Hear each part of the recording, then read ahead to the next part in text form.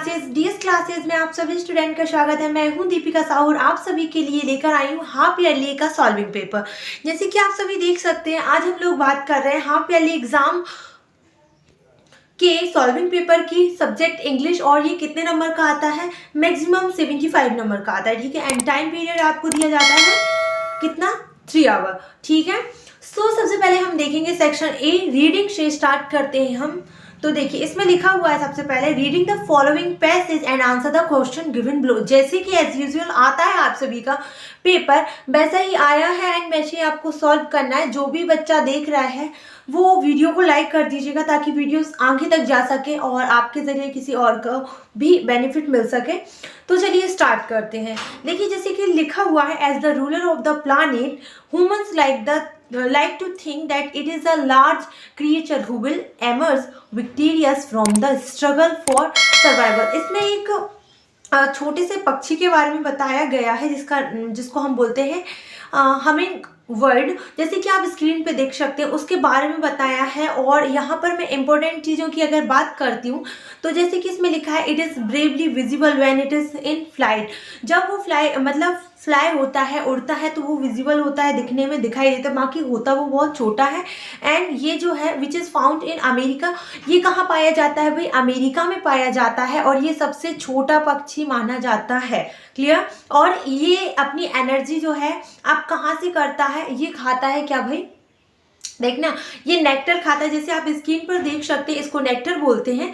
ये फूड में as a food, जैसे हम लोग रोटी सब्जी दाल चावल खाते हैं, वैसे ये नेक्टर एंड फ्लोवर खाता है, ठीक है। और इनकी जो एनर्जी होती है बहुत ही रिच होती है, इट मीन्स बहुत हाई होती है। क्लियर? इसमें जितनी भी चीज़ें हैं हमिंग वर्ड के बारे में बताया गई है। एंड देन इसमें एक चीज़ और बताई गई है जो मोस्ट इम्पॉर्टेंट है और जो आपको पूछी भी जाएगी। एक मिनट रुकिए। About half its body weight in nectar. इसका जो वेट होता है ये बहुत लाइट वेट का होता है, जिसका मतलब इसका जो मिनिमम वेट होगा अगर इसका बॉडी वेट माना जाए तो नेक्टर के बराबर इट मीन्स, नेक्टर आपने देखा होगा फूल में जो अंदर होता है वो रहता है नेक्टर, तो इतना ही इसका बॉडी वेट होता है, ठीक है। तो चलिए हम इसके थोड़े से क्वेश्चन आंसर देख लेते हैं ताकि आपको क्लियर समझ में आ जाए कि मैंने मोस्ट इंपॉर्टेंट चीज़ें क्यों ली गई है, ठीक है। और क्लास 10th की वीडियो अगर आप डेली देखना चाहते हैं और कुछ और रिलेटेड आपको वीडियोस चाहिए 10 से रिलेटेड, तो आप मुझे कमेंट सेक्शन में इन्फॉर्म कर सकते हैं। एंड हमारी जो क्लास 10th की वीडियो है वो डेली 6 AM को आती है, तो आप डेली वीडियो 6 AM को देख सकते हैं, ठीक है। एंड देन बेल आइकन को प्रेस कर लीजिएगा ताकि वीडियो की नोटिफिकेशन आप सभी तक पहले पहुंच सके, ठीक है। तो जैसे कि आप फर्स्ट क्वेश्चन देख रहे हैं, the word incredible in the passage means. यहाँ पर इनक्रेडिबल का मीनिंग पूछा है, तो इनक्रेडिबल मतलब क्या होता है? ऐसी चीज, अनबिलीवेबल या मैं बोलूँ अविश्वसनीय, जो अचानक से हो जाए उसको बोला जाता है अनक्रेडिबल, ठीक है। इसमें दिया गया है, इसका आपको इस पैसेज में आपको इसका मतलब समझाना है। तो इसका मतलब होता है अनबिलीवेबल, जिस पर विश्वास ना किया जाए। तो the right answer is C, unbelievable. Clear? Second देखिएगा आप सभी, nature has made man realize that fact that, जो नेचर है, जो प्रकृति है, उसने क्या किया है? मनुष्य को, ह्यूमन बींग्स को रियलाइज करवाया है। किस फैक्ट को? जो नेचर है उसने रियलाइज करवाया है ह्यूमन बींग को। तो अगर आप राइट आंसर बात करेंगे तो सी है कि नहीं, सी नहीं, एक मिनट, सॉरी गलती से हो गया, डी। ये यहाँ पर देखिए, ये जो टिक लगा है ना, वही। The smallest creature are the toughest and most adaptable. ये जो सबसे छोटे जो पक्षी या फिर कोई भी क्रिएचर जो बनावट भगवान के द्वारा बनाई गई है, वो सबसे मतलब मोस्ट टफेस्ट, मतलब बहुत परेशानियां उठाते हैं और एडेप्टेबल होते हैं। क्लियर? यहाँ पर अब अगर आप किसको देखेंगे, थर्ड क्वेश्चन को देखेंगे। एक मिनट रुकिएगा, एक ब्लैक से कर दी हूँ, है ना। द थर्ड क्वेश्चन आप देखेंगे कि the humming word are exclusive in the sense that, जो हमिंग वर्ड होता है उसमें एक मतलब सेंस होता है जो कि बहुत शानदार होता है। वो कौन सा सेंस है आपको बताना है। दे कंज्यूम, एक मिनट रुकिएगा, they subsist only on a nectar, they consume of their body weight every day. एक मिनट रुकिएगा। एंड देन एक और है, यहाँ देखिए आप आराम से, थर्ड हो गया है। फोर्थ देखना, their pulse rate is more than a 1000 per minute. तो ये फैक्ट गलत है। आप अगर पूरा पैसेज रीड करेंगे तो आपको एक इनके बारे में, एक सेंस के बारे में पता चलेगा कि ये जो है अपने बॉडी वेट को कंज्यूम करते हैं डेली। ठीक है, तो इस राइट आंसर क्या है, कंज्यूम करते हैं ये अपने बॉडी वेट को डेली आधा, मतलब जितना इनके बॉडी में वेट होता है, जितना इनका बॉडी वेट होता है वो डेली हाफ कॉन्ज्यूम कर देते हैं उसको। और यहाँ इसका जो है ये देखिए पैसेज में दिया गया है कि humming bird consume about half its body weight in a nectar. Clear, मतलब ये अपने बॉडी वेट में डेली हाफ कंज्यूम करते हैं। ठीक है, मतलब घटाते हैं। अब हम लोग देखेंगे कौन सा, फोर्थ वाला। ये देखिए, which of the following statement about the bee humming bird is true. देखिए हमिंग बर्ड के बारे में ऐसा कौन सा स्टेटमेंट है जो आपको वैल्यू में दिए गए हैं 4 अल्टरनेटिव, उसमें से बताना है कि कौन सा ट्रू है। क्लियर, सो फर्स्ट दिया गया है it can not be seen with when it is in flight. तो देखिए ये फैक्ट बिल्कुल गलत है, क्योंकि मैं आपको विद प्रूफ बताती हूँ। अगर आप पूरा पैसेज एक बारी तो रीड कर ही लीजिएगा। देखिए इसमें लिखा था, मैंने आपको बताया भी था कि it is bravely visible when it is in flight. ये विजिबल होते हैं जब ये उड़ान भरते हैं। सो फर्स्ट अल्टरनेटिव जो कि आपको दिया गया है वो गलत है, क्योंकि ये विजिबल होते हैं जब ये फ्लाइट मतलब उड़ान भरते हैं। ठीक है, सो राइट आंसर क्या होगा, जब हमें इसका ट्रू फैक्ट पता चल गया तो हम उसी को टिक करेंगे ना, फिर हमें और एक्स्ट्रा एनर्जी की तो बिल्कुल ज़रूरत नहीं है कि हम इनको भी पता करें, क्योंकि जब यही सही, अगर ये गलत होता दैट मीन्स नीचे का कुछ है। ठीक है, सो राइट आंसर है आपका V, it is officially when it is fly. जब ये विजिबल होते हैं, जब ये उड़ान भरते हैं, उड़ते हैं। ठीक है, अभी देखिए फिफ्थ वाला अगर आप लोग ध्यान से देखेंगे तो humming bird need a lot of energy in order to, इनको बहुत सारी एनर्जी की आवश्यकता क्यों होती है, मेंटेन देयर बॉडी मेटाबॉलिज्म। इसको मैं आपको पैसेज में भी बताती हूँ। Why is it right. देखिए अगर आप नीचे से थर्ड वाली लाइन में देखेंगे ना तो आपको इसका आंसर क्लियरली समझ आएगा, क्लियरली दिखाई देगा कि humming bird need an incredible amount of energy to sustain their body metabolism. मतलब इनको एक्स्ट्रा एनर्जी की आवश्यकता नीड होती है। देखिए क्वेश्चन नंबर 2 देखिएगा, read the following passage and answer the question given below. अगर कुछ भी ना समझ में आए, कोई प्रॉब्लम हो तो आप मुझे कमेंट सेक्शन में इन्फॉर्म कर सकते हैं, हम उस पर से अलग से वीडियो बना सकते हैं। ठीक है, सो ये भी आपका 5 नंबर का है। ये देखेंगे, on November afternoon a child came to Narendra lighthouse studio. नवंबर के दोपहर की टाइम है, दोपहर का टाइम है और एक बच्चा आता है नरेंद्र के घर, मतलब नरेंद्र लाइट हाउस में, स्टूडियो में उनके। तो वो she was about 12, slender, dirty, nervous and timid।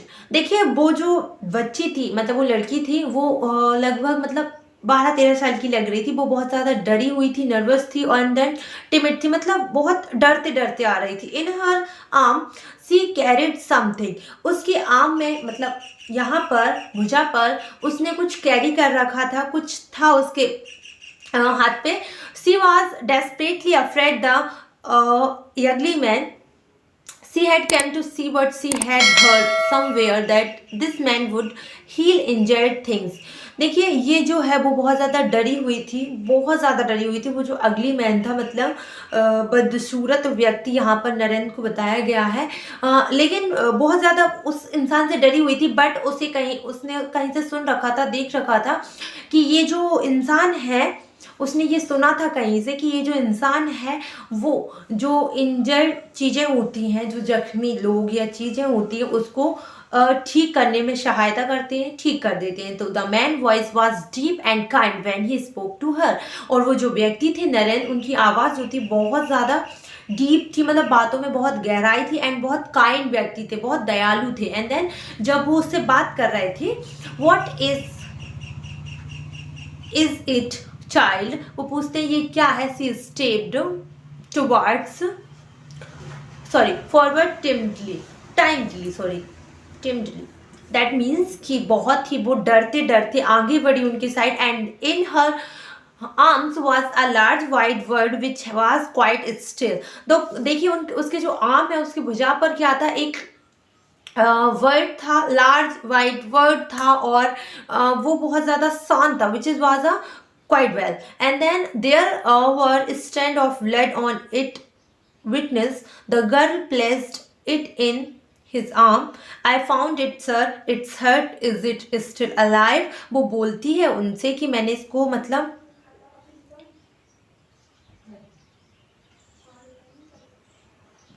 वो पक्षी जो था वाइट था और उसके ब्लड से जो है उसकी वाइटनेस पे दाग लगे हुए थे। और वो जो लड़की होती है वो उससे बोलती है, सर मैंने इसको मतलब ऐसी जख्मी हालत में प्राप्त किया है, क्या ये अभी भी जिंदा हो सकता है, स्टिल अलाइव, ये जिंदा है?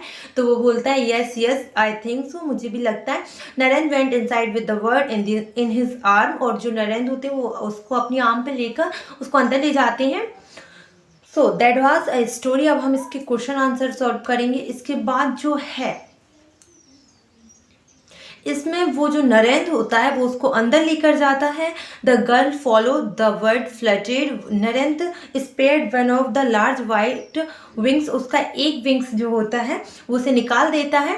And then child where did you find it. और वो पूछते हैं आपने ये मतलब ये आपको कहाँ मिला है? In this marsh sir. वो बोलती है एक दलदल में मिला है। Hunter had been there. And शायद वो बोलती है कि जो मारने वाले होते हैं, हंटर शिकारी जिनको बोलते हैं, वो भी शायद वहाँ थे। In a snow goose from Canada.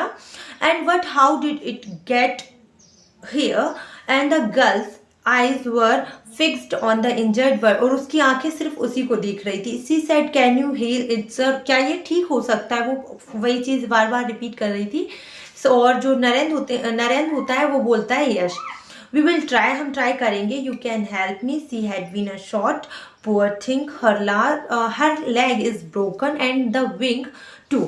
In a few day time the bird was completely cured and they released it to fly to its destination. और वो बोलते हैं कि ये जो है इसका जो लेग है वो पूरी तरह से टूट चुका है और इसके विंग भी बहुत ज़्यादा जख्मी है, लेकिन कुछ टाइम के बाद ये ठीक हो जाएगा और इसको हम छोड़ देंगे इसकी डेस्टिनेशन की तरफ ताकि ये उड़ सके। ठीक है, so that was the story. अब हम इसके क्वेश्चन आंसर देखते हैं। देखिए फर्स्ट में लिखा हुआ है कि why did the girl take the word to Narendra. जो लड़की होती है वो नरेंद्र के पास मतलब उस पक्षी को क्यों लिख के जाती है? तो हमने जैसे कि अब भी पढ़ा था कि उसने कहीं से सुन रखा था कि वो जो व्यक्ति हैं उसको ठीक कर देते हैं, मतलब बहुत सारी चीज़ों को उन्होंने ठीक किया है। तो शायद उसने ये चीज़ें सुन रखी थी कहीं से कि फर्स्ट की, ताकि वो जान सके कि ये स्टिल अभी भी जिंदा है या फिर ऊपर चला गया है। सेकंड है कि so that he would tell her what to do and ताकि वो उससे पूछ सके कि अब क्या करना है, या she so that he would send it to where it come from, ताकि वो इसे वहाँ भेज सके जहाँ से ये आया है। और so that he would heal it hell it sorry, और ताकि वो इसे ठीक कर सके। तो उसने कहीं से सुन रखा था कि ये जो इंसान है वो चीज़ों को जो इंजर्ड थिंग होती है उसको ठीक करते हैं, तो उसने ऐसे सुन रखा था। तो ऑब्वियसली ये की आंसर है कि ही वुड हील इट, वो उसे ठीक कर सके। ठीक है, सेकेंड वाला देखिए, which of the word similar to the word slender. Slender मतलब क्या होता है पहले ये जान लेते हैं, फिर इसके बाद हम इसका सिमिलर वर्ड ढूंढेंगे।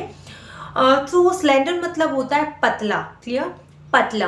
तो आप बताइए फैट मतलब पतला होता है, प्रिटी मतलब पतला होता है, टॉल मतलब पतला होता है, या थिन मतलब पतला होता है? सो फैट मतलब होता है मोटा, टॉल मतलब होता है लंबा, प्रिटी मतलब सुंदर आप ले सकते हैं, एंड देन थिन मतलब होता है पतला। सो आंसर इज थिन। इसका आंसर क्या है? थिन।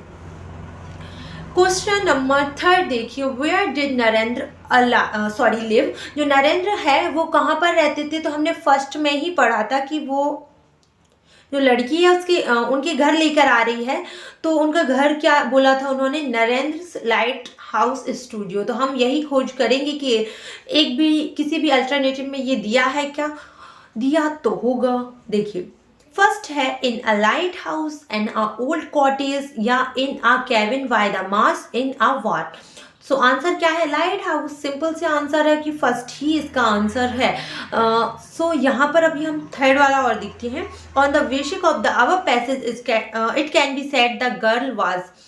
सो ये ऊपर जो पैसेज दिया गया है उसके बेस्ड पर हम क्या कह सकते हैं, वो जो लड़की थी वो कैसी थी, loud and forceful, Sai and clean, या फिर बोल्ड एंड ब्रेव, या sympathetic and caring. So answer है वो बहुत ज़्यादा बोल्ड मतलब साहसी, और ब्रेव मतलब साहसी और बहुत ज़्यादा साहसी थी। ठीक है, which of the word similar to the word cylinder. देखिए ये आपके फायदे, एक ही क्वेश्चन बार बार रिपीट हुआ है, 2 बार एक ही क्वेश्चन, या तो इसको हटा दिया जाएगा तो भी आपको बोनस पॉइंट मिलेगा, और अगर आपको इसका आंसर आता तो आपको 2 नंबर फ्री के मिल चुके हैं, तो इसका आंसर भी थिन होगा, सिंपल सी बात है। क्वेश्चन नंबर 5 देखते हैं, चलिए। Where did the word come from, जो वर्ड है वो कहाँ से आया है। सो ये भी मेंशन किया गया है, अगर आपने ध्यान से पैसेज को पढ़ा है तो यहाँ पर साफ शब्दों में लिखा है गुड्स फ्रॉम कनाडा, वो कहाँ से आया है, कनाडा से। So answer is from Canada. Clear. चलिए क्वेश्चन नंबर 2 देखते हैं, section V writing. Question number 3, read the passage carefully, answer the question given below. आपको जो आंसर दिए उनके आंसर आपको लिखने हैं। ठीक है, सांस ले लीजिए। देखिए इसमें रेड क्रॉस सोसाइटी के बारे में बताया है कि ये एक अंतर्राष्ट्रीय संगठन है, ये बहुत ज़्यादा मतलब लोगों की हेल्प करता है, बड़ी बड़ी आपदाओं से ये लोगों की जो है हेल्प करता है, जैसे कि अर्थक्वेक हुआ, फ्लड हुआ, इन सारी चीज़ों से आपकी मदद करेगा।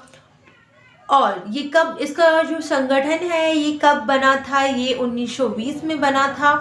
इसके बाद इसमें जो मतलब और भी सारी चीज़ें रेड क्रॉस सोसाइटी के बारे में बताया गया है। इसके बाद इसको एक जूनियर रेड क्रॉस सोसाइटी के बारे में भी आप सभी को बताया गया है। तो इसमें आपको नोट बनाने हैं, क्या बनाने हैं बच्चों, नोट। तो चलिए हम इसके नोट्स बना लेते हैं, और इसमें आपको इसका टाइटल देना है। तो देखिए यहाँ पर ऊपर से लेकर अगर आप नीचे तक के वर्ड्स को अगर देखेंगे तो आपको सारी चीज़ें जो है किससे रिलेटेड मिलेगी, रेड क्रॉस सोसाइटी। ठीक है, सो जो कहानी है आपको रेड क्रॉस सोसाइटी की ही सुनाई जा रही है ना, कि ये एक अंतर्राष्ट्रीय संगठन है। तो ये सबसे पहले 1863 में स्विट्जरलैंड में बना था, फिर इसके बाद रेड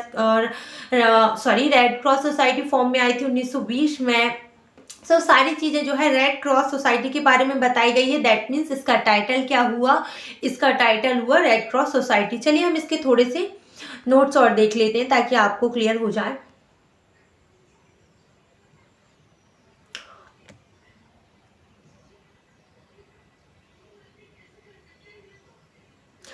देखिए फर्स्ट नोट जैसे मैं आप सभी को बताती हूँ, जैसे आपको ये पैसेज दिया गया है, आपने फर्स्ट का जो सबसे पहले फर्स्ट में उसके बारे में बताया गया है, या आपको लग रहा है कि ये इंपॉर्टेंट चीज़ है, तो वही देखिए जैसे कि कोई भी चीज़ मिलती है होमवर्क में या किसी में तो हम बोलते हैं नोट कर लो। ठीक है, सो उसे नोट किया जाता है। तो अब यहाँ पर पूरा पैसेज दिया गया है, मैंने आपको पूरी कहानी बताई और मैं बोलूँगी आप इंपॉर्टेंट टॉपिक नोट कर लीजिए।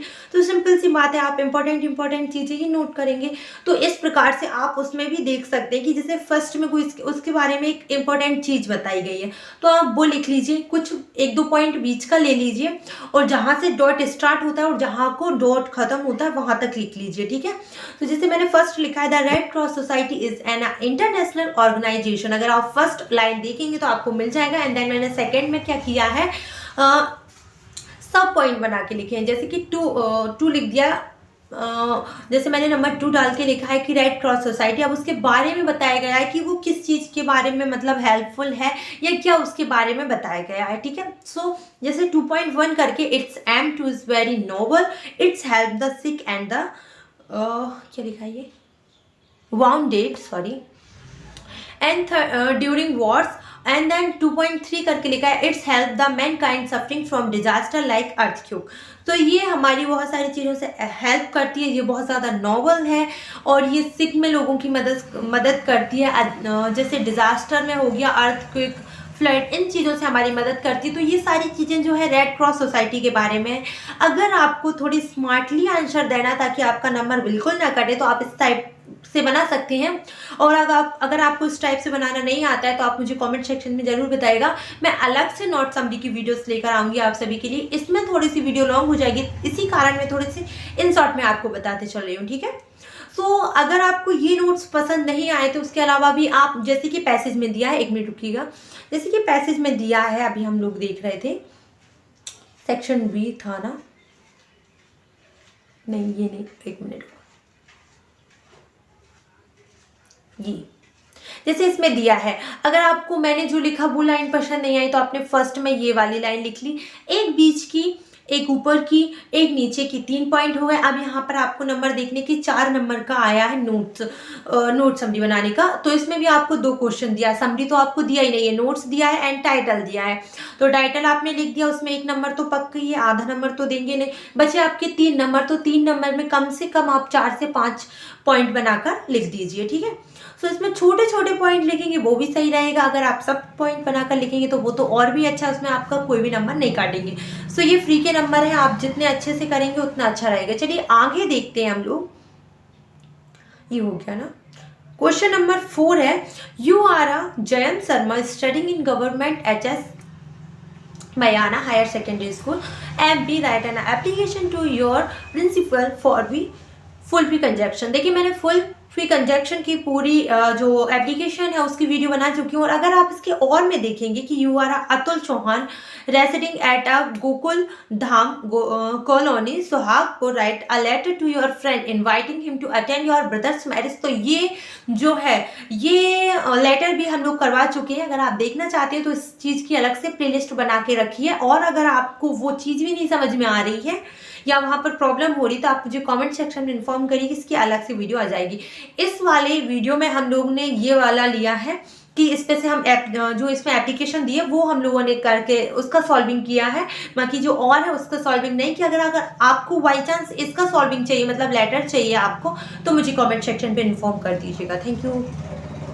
चलिए अब हम इसकी एप्लीकेशन देख लेते हैं, 1 मिनट रुकिए।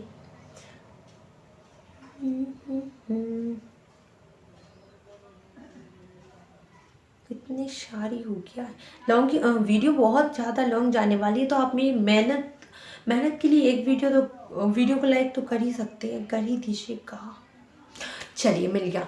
देखिए जैसे आप लोग देख सकते हैं, to the principal government HSS Mayana MP। देखिए जो आपको प्रोवाइड है आपको वही लिखना है, अगर बाई चांस प्रोवाइड नहीं है जो आपने रट लिया है वो लिखेंगे आप। बट इसमें आपको बताया गया है कि that you are a Jayant Sharma, आप पढ़ते हैं, you are studying government higher secondary school Mayana in MP। So आपको वही देना पड़ेगा, वही बताना पड़ेगा, ठीक है। अगर आपने ऐसा नहीं किया तो आपके नंबर कट जाएंगे। Subject and application for full fee conjunction. Sir, I like to say that I am a student of class 10th of your school. I have been a good student and always first stand in your school. By chance आप नहीं भी आते हैं but फिर भी आपको बताना पड़ेगा कि आप जो है आपकी क्लास में आपके स्कूल में फर्स्ट स्टैंड पर आते हैं, ताकि वो आपकी फीस जो है प्रोवाइड करा सके। हाँ, he is not pay my fee kindly, grant me issue my full fee conjunction, thank you। वो ये जो है वो थोड़ा सा गलत हो गया था इसलिए मैंने कट किया वीडियो को, उसके लिए सॉरी। एंड देन आपको क्या करना है, थैंक यू, एंड देन आप लिखेंगे your obediently name Jayant Sharma. मैंने यहाँ पर XYZ पहले का लिखा हुआ है, बट अगर आप स्पेशली आपको नाम दिया जा रहा है तो आपको वो जो नाम प्रोवाइड है वही आपको मेंशन करना पड़ेगा एप्लीकेशन में, ठीक है। क्लास 10th सिंपली, बहुत सिंपल है, बहुत आराम से आप लोग कर सकते हैं, ठीक है। चलिए नेक्स्ट देखते हैं इसका।